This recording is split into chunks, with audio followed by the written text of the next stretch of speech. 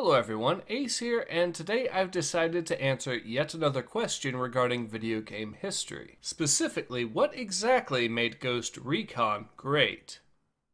They strike, swiftly, silently, invisibly. They call themselves the Ghosts.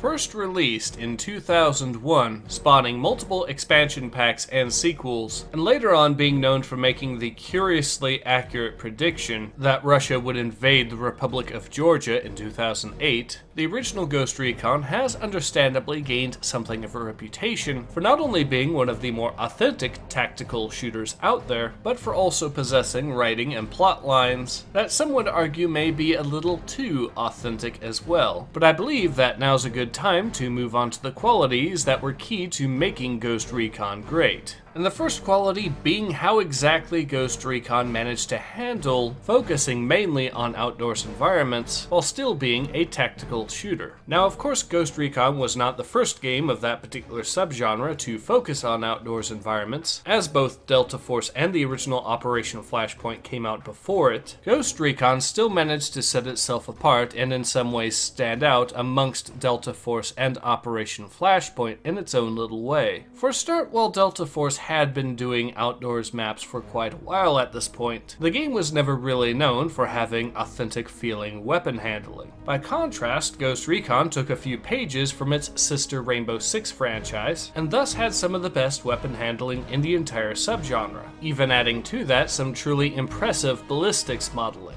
And while these features could be compared to Operation Flashpoint, it should be noted that that particular game prioritized having what could be best described as small sandbox maps, with all the missions in that game taking place on only 3 maps, while Ghost Recon, by contrast, went for more of a middle-of-the-road approach to map design, having far more numerous, albeit smaller than sandbox-style maps, with considerably more attention to detail thrown in to help compensate. But let's move on to the second feature that truly made Ghost Recon great, and that would be the AI. The AI in Ghost Recon was truly advanced for its time, not only being intelligent, but even acting in ways that one could consider to be somewhat believable. But to truly understand what I'm talking about, allow me to provide a good example. This is how the AI reacts if you start shooting at them at night with a suppressed weapon, meaning that they don't know where the shots are coming from.